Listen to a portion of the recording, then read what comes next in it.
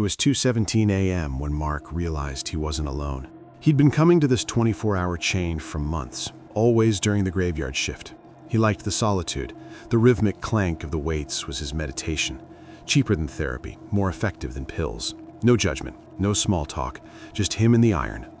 Tonight, it was just him and his playlist, working through a deadlift set. 405 pounds on the bar. Grip, brace, pull. The world outside, his dead-end job, his ex-girlfriend's unread texts, his landlord's voicemails, all of it disappeared. There was only the weight, only the lift. That's when he heard it, a soft electronic click from the front door. He glanced up. The red light on the door's security panel had turned green. Someone had unlocked it from the outside. He waited, expecting to see a night owl in joggers ready for a workout. But the door didn't open. The light stayed green, but no one came in. Weird, he thought. Probably a glitch, a server error. The app did weird things sometimes. He dropped the weight. The clang echoed off the walls. Went back to his set. 10 minutes passed, maybe 15. Then the lights in the main weight area flickered. Once, twice. Then they held steady, but noticeably dimmer, casting long, distorted shadows from the squat racks. The corners of the gym disappeared into gloom. The mirrors reflected only darkness. A chill went down his spine that had nothing to do with the air conditioning. He pulled out his earbuds. Silence, but a different kind of silence. The kind where you realize the ventilation has stopped humming. The kind where you realize you're holding your breath. A listening silence. Then a new sound. A loud metallic crash from the back office. The door that was always locked. He froze. His heart hammered against his ribs. He wasn't brave. He was curious and terrified. His gym shoes squeaked obscenely loud on the polished floor as he crept toward the hallway. Each step felt like an announcement. The office door was ajar. A sliver of light escaped. Inside, the security monitor was on, displaying a black and white feed of the gym floor. He could see himself, a tiny figure in the center of the weight room. He watched the screen, mesmerized for a second. Then he saw it. On the screen, right behind his frozen image, a faint human-shaped distortion appeared. It was like heat haze rising from hot pavement or a smudge on the lens. It didn't have a solid form, but it was definitely there, standing just a few feet behind him, in the real world. His blood turned to ice. He whipped around. Nothing. The gym was empty. The hallway stretched behind him, dark and still. No one. He turned back to the screen, his hands shaking. The smudge was gone.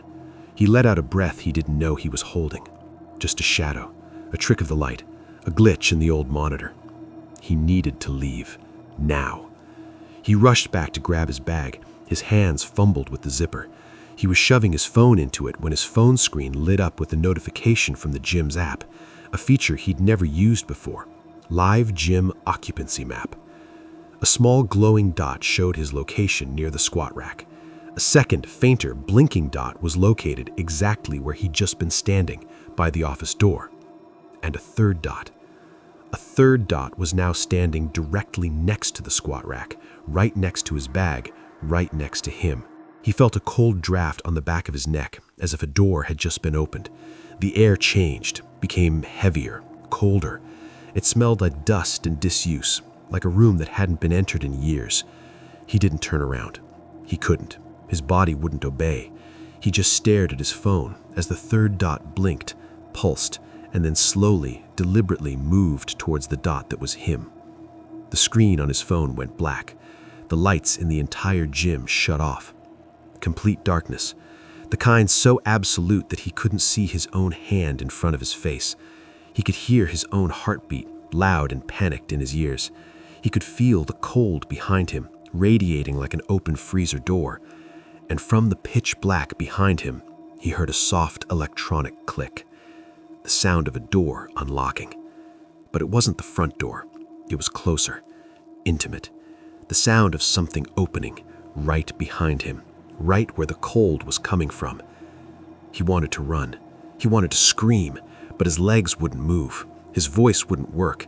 He just stood there frozen, as the cold wrapped around him like arms embracing. The last thing he felt was a hand on his shoulder, cold, gentle, guiding him backward.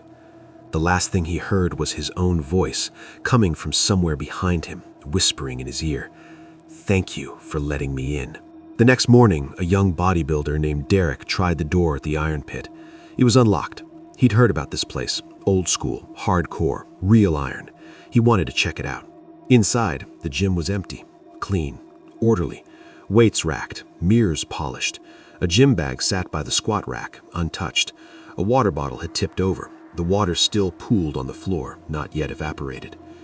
On the office security monitor, the footage from 2:47 a.m. showed the weight room, empty. Then, for a single frame, a flicker, a man standing by the squat rack. Then another flicker, 2 men, then 3, then too many to count. The footage cut out after that, corrupted, unrecoverable. The front door's security panel still showed a green light. Management couldn't explain it. They called the tech support line.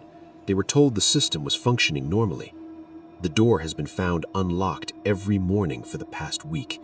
The gym's occupancy map sometimes shows more members than have checked in. The night shift cleaners refuse to work alone. And sometimes, late at night, if you're the only one in the gym, you might feel a cold draft on the back of your neck. You might hear a soft electronic click behind you. If you do, don't turn around. The door is already open, and something is waiting to let you in. For Leo, the Iron Pit wasn't just a gym. It was a sanctuary. The kind of place that smelled like sweat and rust and chalk dust permanently embedded in the mats. The kind of place with cracked mirrors, faded posters of 80s bodybuilders, and fluorescent lights that hummed at a frequency that got into your bones. The hardcore lifters came during the day, grunting and slamming weights, competing for mirror space. But Leo came at night. 10 p.m. every night, when the hardcore lifters had gone home, and it was just him and the owner, an old power lifter named Sal. Sal was a ghost most evenings. He'd sit in his office, watching old VHS tapes of powerlifting meets, drinking black coffee from a thermos that hadn't been washed in decades. He didn't talk much. Leo liked that. They had an understanding. Sal kept the lights on, Leo kept the equipment racked, and neither of them bothered the other. The Iron Pit was Leo's sanctuary, a place where the outside world didn't exist, where his dead-end job, his ex-girlfriend's birthday he'd forgotten, his mother's disappointed phone calls, none of it could reach him. Just him and the iron. The iron never judged. The iron never left. But 6 weeks ago, Sal's wife got sick.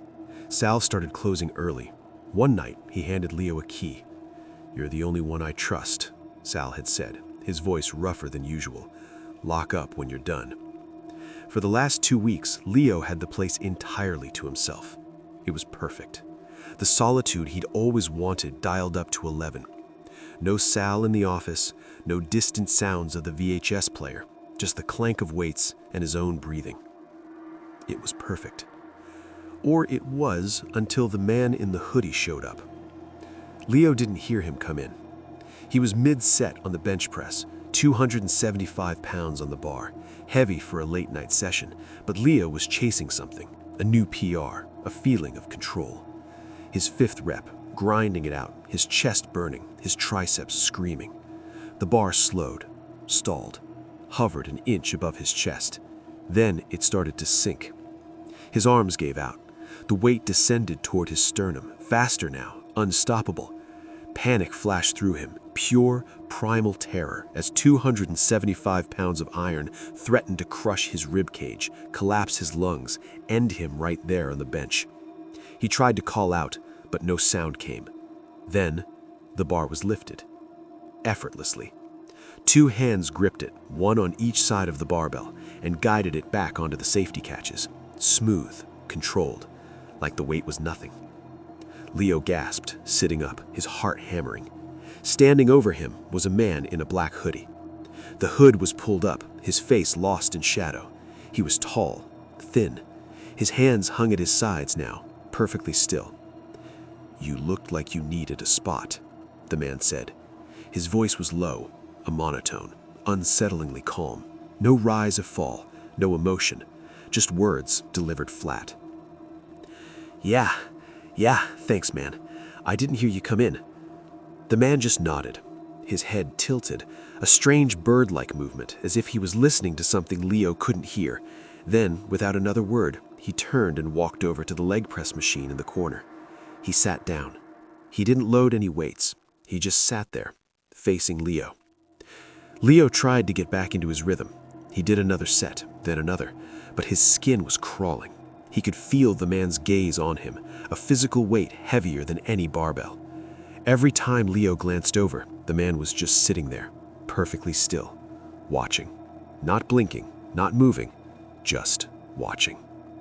An hour passed, maybe more. Leo lost track. He moved to the squat rack, hoping the change of scenery would shake the feeling. He was setting up the bar, just lightweight and warm-up stuff, when he felt it, a presence right behind him. He spun around. The man was there, inches from his face. So close Leo could see the fabric of the hoodie's threads, could smell nothing, absolutely nothing, like the man wasn't even breathing. "You're going to need a spot," the man whispered. "I'm good," he said, his voice cracking. "Just doing light weight today." The man didn't move, didn't blink. Under the shadow of the hood, Leo could just make out the suggestion of a face. Pale, still. Everyone needs a spot sometimes.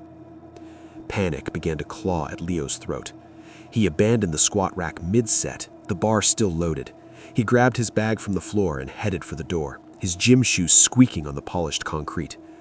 As he fumbled with the lock, he saw the man's reflection in the glass door. He was just standing in the middle of the gym floor, still as a statue, his hooded head tracking Leo's every move, watching him leave, weeing. The next night, he almost didn't go back. He sat in his apartment watching TV he wasn't seeing, eating food he couldn't taste. But the Iron Pit was his sanctuary. Where else could he go? The 24-hour chains were too bright, too clean, too full of people filming themselves. The Iron Pit was home. He convinced himself he'd overreacted. It was just some weird guy, a drifter maybe, someone looking for a place to crash. He probably wouldn't be there. He was wrong. Leo unlocked the door at 10:07 p.m. The lights were already on. And there, in the middle of the gym floor, sitting on a bench facing the door, was the man in the hoodie, waiting. "This is a private gym," Leo said, trying to sound tough. His voice echoed in the empty space. "You can't be here." The man stood up slowly, unfolded himself like he had all the time in the world. "But I'm your spotter." That same monotone, that same flat delivery. "You're going to need one." That was the moment Leo's reality began to fray. He tried to lift. He really did. He went through the motions. Curls at the dumbbell rack, rows at the cable machine, presses on the shoulder station. But the man was everywhere. Behind him as he did curls, hands hovering inches from his elbows, ready to help. Beside him as he did rows, reaching out, not quite touching, but always there. Across the room as he did presses, just watching, head tilted, tracking every movement. His form deteriorated, his lifts got sloppier, his breathing grew ragged. The man's presence pressed down on him like the weight of the world. Finally, Leo stopped lifting altogether. He just stood there in the middle of the gym floor, trapped, the weights racked, the mirrors reflecting two figures, one real, one not. "Just leave me alone," Leo screamed. The sound echoed off the walls, bounced back at him, died into silence. The man in the hoodie lowered his head, as if in deep thought. A long moment passed. Then he looked up. For the first time, the hood fell back slightly, and Leo saw his face. Or rather, he saw a horrifying, grotesque lack of it. The man's features were not his own. They were a patchwork copy of Leo's own face, stitched together wrong. The eyes were Leo's, same color, same shape, but set too wide, like someone had measured incorrectly. The nose was Leo's, but slightly crooked, slightly off-center. The mouth was Leo's, but stretched into a silent scream, the corners pulled down in an expression of eternal agony. The skin was pale, translucent almost, like it had never seen sunlight, like it had been waiting in darkness for a very long time. "You don't understand," the patchwork face whispered. But it wasn't just one voice anymore. It was a chorus of whispers, dozens of them all saying the same words slightly out of sync. Men's voices, women's, old and young, a chorus of the trapped. When the bar was on your chest, you called out, you called for help, and I came. The thing stepped closer. Leo backed up until he hit the wall. Nowhere to go. I am your spotter. It's my only purpose. The mismatched eyes widened. They were hungry, needy, eternal. They held centuries of waiting, decades of listening for that moment of panic, that silent cry for help. You're going to lift again, the chorus of whispers swelled, and you're going to fail again and again and again, every night, forever. Its cold hand closed around Leo's wrist. Its fingers were too long, the knuckles bent wrong. You're going to lift now. The next morning, a young bodybuilder named Derek tried the door of the iron pit. It was unlocked. He'd heard about this place, old school, hardcore, real iron. He wanted to check it out. Inside, the gym was empty, clean, orderly, weights racked, mirrors polished. A water bottle had tipped over, the water long since evaporated, leaving a faint ring on the concrete. In the corner, on the leg press machine, sat a man in a black hoodie, perfectly still, watching. Derek froze. Then the man stood up, walked towards him, stopped inches from his face. You're going to need a spot, he whispered. Derek looked past him, toward the bench press. A figure stood there, loading weights onto the bar, 275 pounds. The figure turned. It was a man, young, tattooed, with wide, empty eyes and a mouth stretched into a silent scream. The figure smiled at Derek, a terrible, knowing smile. Then it lay down on the bench, gripped the bar, and began to lift. The man in the hoodie moved to stand over it, hands ready, waiting. The bar went up, came down, went up again, came down. On the fifth rep, it stalled, sank toward the figure's chest. The man in the hoodie caught it, guided it back up. Again, and again, and again. The iron pit is still open. The door is always unlocked now. Sometimes late at night, you can hear sounds inside. The clank of weights. The grunt of effort. The soft whisper of a voice saying, I'm your spotter. The night shift cleaners won't go near it. The neighbors have learned to ignore the sounds. And somewhere inside, Leo is still lifting, still failing, still being caught. Forever.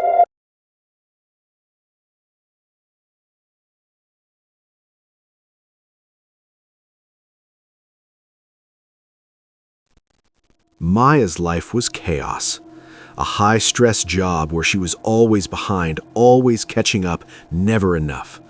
A messy breakup that left her apartment feeling too empty and her phone too silent. Her mother's voicemails asking when she was going to settle down. Her friends' texts about engagements and promotions and babies. The glass-walled yoga studio at her exclusive gym was her only escape. It sat on the 4th floor overlooking the city skyline, floor-to-ceiling windows on one side looking out at the lights of downtown, and on the other 3 sides, glass walls that looked down into the main gym area and across at the other studios. Polished wood floors, soft, dimmable lighting, heated floors in the winter. It cost her more than her car payment, but she didn't care.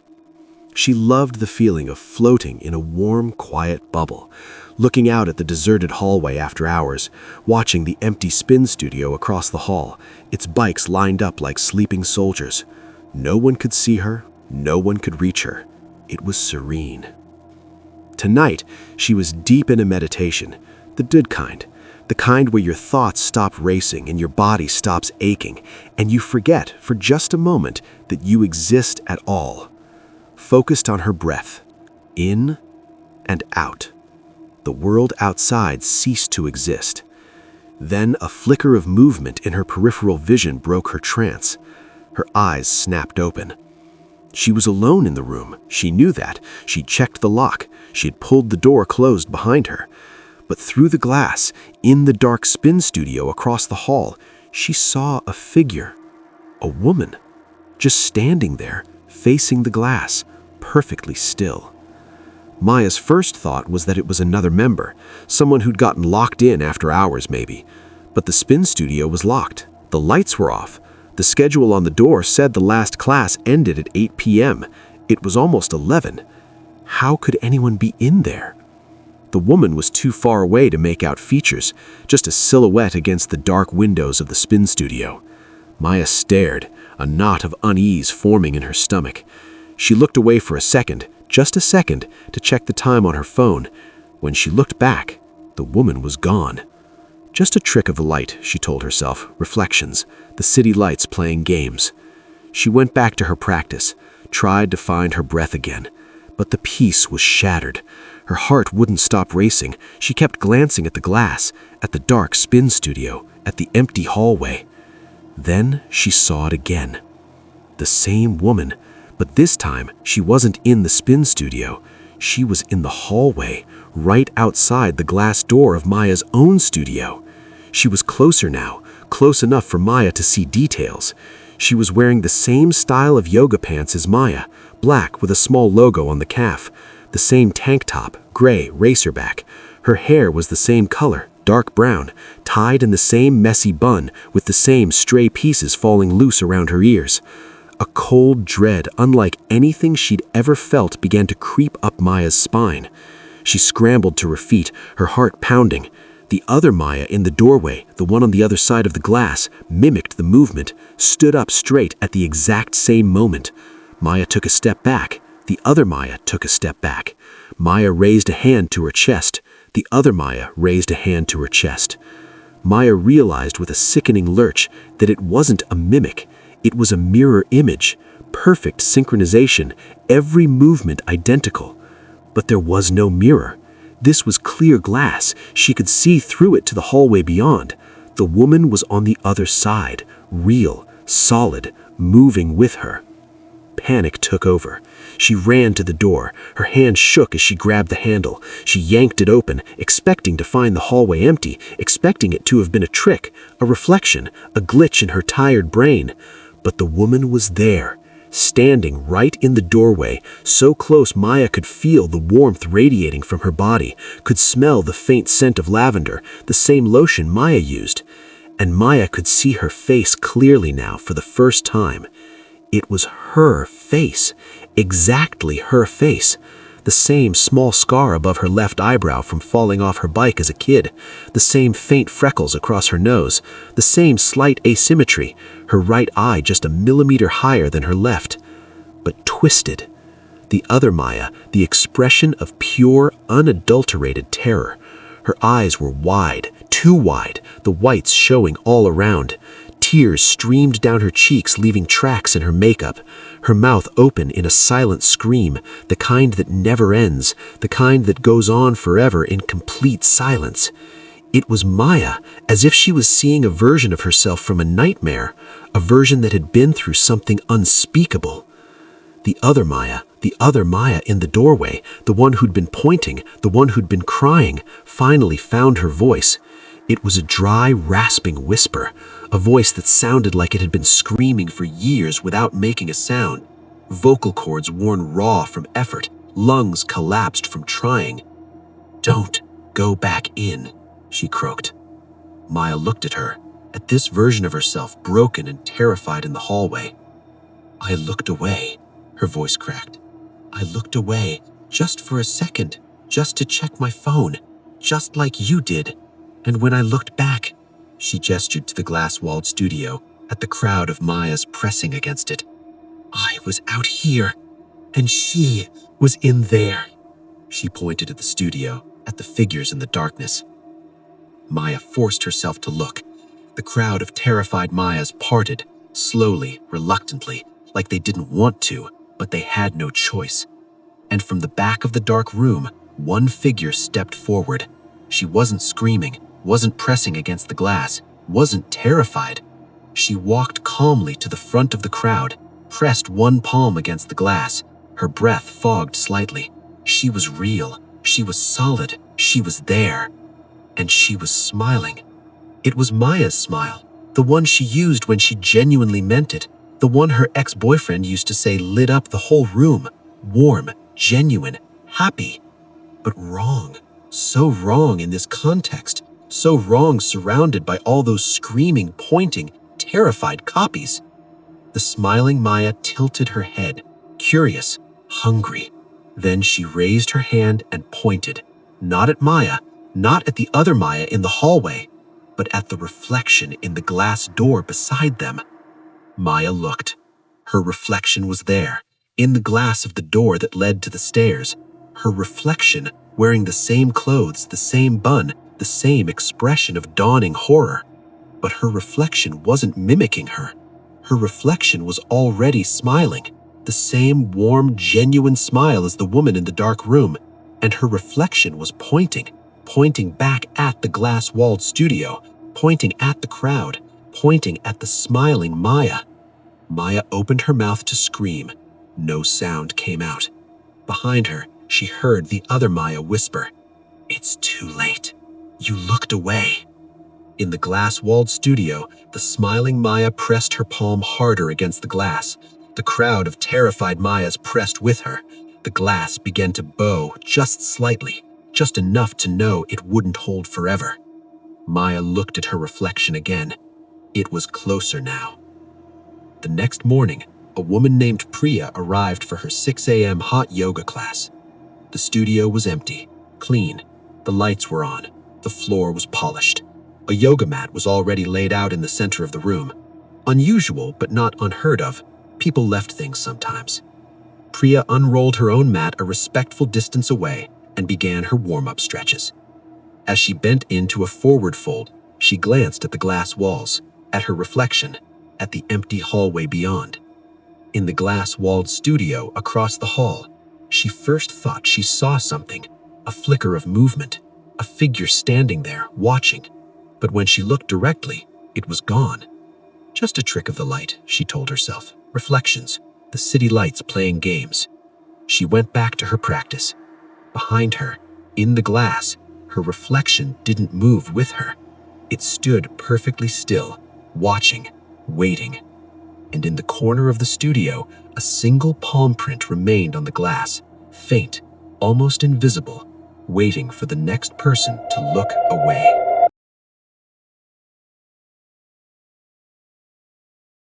I want you to stop whatever you're doing right now.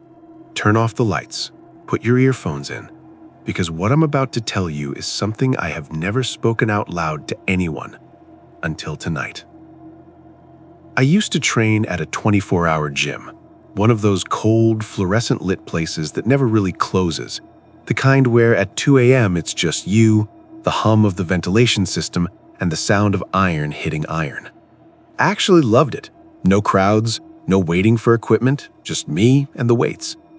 I'd been going for about 8 months when it started. It was a Tuesday, around 1:30 in the morning. I remember the exact time because I'd checked my phone right before I walked to the squat rack.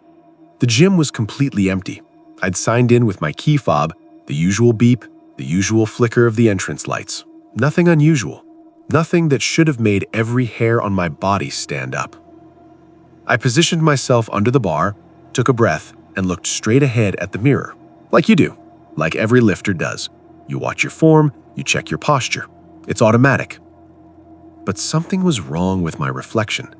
Not wrong in an obvious way, not like a face staring back that wasn't mine.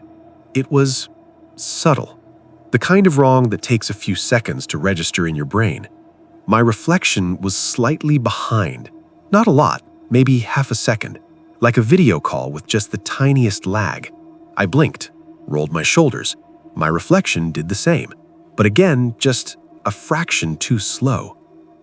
I stepped back from the bar. I waved my right hand. My reflection waved back. Delayed. I told myself it was the lighting. I told myself I was tired, that it was almost 2 in the morning, that my eyes were playing tricks on me.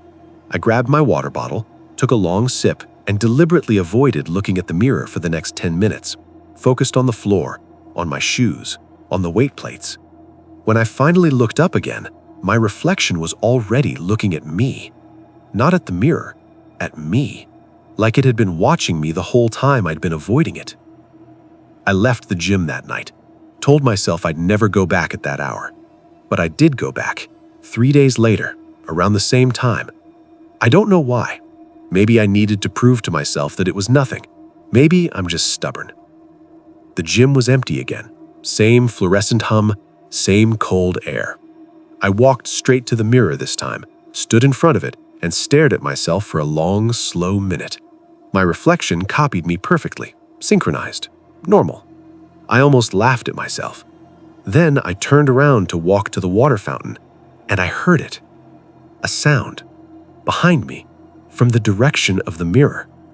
A single, quiet knock, from inside the glass. I turned around so fast I knocked over someone's water bottle on the bench behind me. The mirror looked completely normal. My reflection looked terrified, which made sense because I was. But underneath the terror, underneath the cold sweat already forming on my neck, I noticed something that made my stomach drop completely.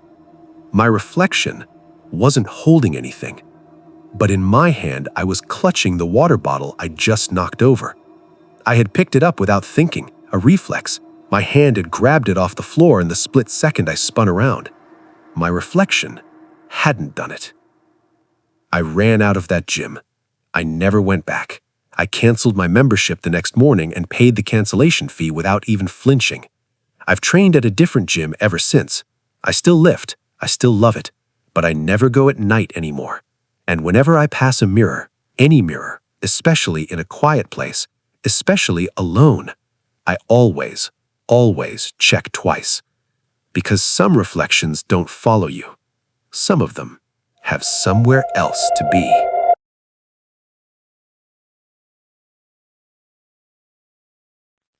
Okay, so before I tell you this, I need you to understand something about me. I am not someone who believes in ghosts. I'm not someone who gets scared easily. I've heard every urban legend, every creepypasta, every campfire story, and I've always been the person saying, there's a logical explanation. I don't say that anymore. This happened to me about 2 years ago at a gym I just joined near my apartment. It was a mid-sized place, not a big chain, not a tiny hole in the wall, the kind of gym that smells like rubber mats and cheap cleaning spray. Nice enough, normal enough. I started going late evenings, usually around 10 p.m. after work. There was always a handful of people there, maybe 4 or 5 regulars. We never really spoke, the way gym people often don't, but you recognize faces, you notice the patterns. There was one guy I always noticed. He was always on the same treadmill, the one in the back corner, slightly separated from the others. Every single time I came in, he was already there, running. Never walking, never doing intervals, just running at a steady, medium pace. He wore a gray hoodie, hood always up, dark joggers, white trainers, head down, eyes forward, just running. I never thought much of it for the first few weeks. Maybe he worked nearby. Maybe he had the same schedule as me. Patterns happen. Then one night I came in earlier than usual, around 7 p.m. The gym was busier, maybe 12, 15 people. I glanced over at the back corner treadmill. He was there, gray hoodie, running, same pace. I almost did a double take because it was 2 hours earlier than I normally arrived and he was already there. I mentioned it casually to the guy at the front desk, just making conversation. That guy in the gray hoodie really loves his treadmill, huh? Something like that. The front desk guy looked at me with this strange expression. Not confused, more like uncomfortable. He gave me a small smile and said, "Yeah, he's in here a lot," and then immediately looked back down at his screen. I let it go. But a week later, something happened that I can't explain no matter how many times I replay it in my head. I walked into the gym just before 10. The place was nearly empty. 2 people on the weight floor, a woman on the bike near the entrance, and him, back corner treadmill, gray hoodie, running. I got on the treadmill 2 rows in front of him, started my run. After about 15 minutes, I glanced back in the mirror that lined the front wall, the big one that faces the cardio section so you can see the whole row of treadmills reflected behind you. I could see every treadmill in the reflection. His was running. The belt was moving. I could hear it, that steady mechanical whirring. But the reflection showed no one on it. I stepped off my machine. I walked slowly, calmly, or at least I tried to look calm, towards the front desk. I asked the guy working there point blank, "Who is that man on the back treadmill? How long has he been a member here?" The guy at the desk went very still. He looked at the treadmill, he looked back at me, and then he said something I will never forget for as long as I live. "Sir, that treadmill has been out of order for 3 weeks. There's no one on it." I looked back at the treadmill. It was empty, belt completely still, a small orange cone sitting in front of it that I somehow hadn't noticed before. I have no explanation. I have no punchline. And then I realized it was just the lighting. I saw a man on a treadmill for weeks. I heard the belt running, and when I finally looked for the truth, there was nothing there. Some people at that gym knew something. I could see it in the way they avoided that corner, in the way that nobody ever set up near it. I moved apartments 4 months later, joined a gym on the other side of the city.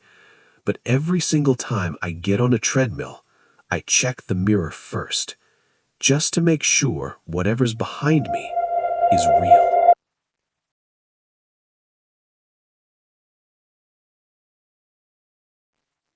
This is the one I don't like talking about. The other stories I've told tonight were unsettling. They were the kind of things that make you double-check a mirror before you go to sleep. But this one is different.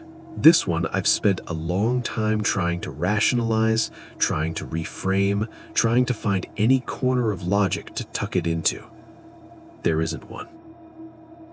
About 4 years ago, I was a broke college student looking for somewhere to train that didn't cost an arm and a leg. A friend of mine told me about a gym in the basement of an old building about a mile from campus. Independent place, cash only, no contract, £20 a month, which was basically nothing. He said the equipment was old but solid, and it was never busy. He didn't mention anything else about it. I wish he had. The building itself was an old converted warehouse. Ground floor was some kind of storage business. The gym was one full flight of stairs down, no elevator, no windows. The kind of place where you lose signal the second you walk in. Just bare concrete walls, caged lighting overhead, and the smell of decades of iron and sweat baked into every surface. But the equipment was really solid. Old Olympic bars, proper heavy plates, a power rack that had clearly been there since the 80s. And my friend was right. It was never busy. Most sessions I was completely alone. The owner was a quiet man, older, maybe late 60s. He sat by the entrance every day on a wooden stool, collecting cash and handing out locker keys. He never made small talk. He'd nod when you walked in and nod when you left. That was it. For the first month, nothing happened. I trained hard. I loved the place. I told my other friends about it. Then I started noticing the sounds. At first I thought it was the buildings settling. Old buildings do that. They groan and creak and pop. But these sounds were different. They were rhythmic, like weight plates sliding, like a bar being unracked, coming from the far end of the gym past the last row of benches where a heavy black curtain hung across what I assumed was a storage area. I asked the owner about it once. "What's behind the curtain?" He looked at me for a long moment and said simply, "Old equipment. Nobody goes back there." I didn't push it, but the sounds kept coming. One evening, a Thursday, late, maybe 9 p.m., I was the only person in the gym. I was mid-set on the bench press when I heard something new. Not the rhythmic clanging. A voice, low, barely audible, like someone murmuring to themselves, coming from behind the curtain. I re-racked the bar and sat up. I called out, "Hello? Is someone back there?" The murmuring stopped. Dead silence. I sat there for a full 30 seconds, heart pounding, before I convinced myself it was a radio or a phone or something mundane. I went back to training. But 10 minutes later, the curtain moved. Not like air from a vent, not a gentle ripple. It pulled sharply from the inside, like something had grabbed it and yanked. And in the split second before it fell back into place, I saw something. In the gap, a hand on the bar of a weight bench, pale, completely still, and then the curtain dropped. I grabbed my bag and walked. Not ran, walked, because my legs had gone completely numb, to the entrance. The owner was on his stool. I told him there was someone behind the curtain, that I'd seen a hand. He didn't look surprised. He didn't look alarmed. He looked at me with the same flat, steady expression he always wore and said, "Don't go near the curtain. Don't speak to what's back there. Come back tomorrow and it won't bother you." I stared at him. "What is back there?" I asked. He was quiet for a very long time. Then he said, "Someone who doesn't know they're not training anymore." I don't know what was behind that curtain. I don't know what that old man knew or how long he'd known it, or whether the sounds ever stopped at night when the gym was finally locked and empty. But wherever you train, whether it's a bright, modern gym full of people or a quiet little place in a basement somewhere, pay attention to the sounds that don't make sense. And if you ever see a curtain move when nothing should be moving it, leave. Just leave.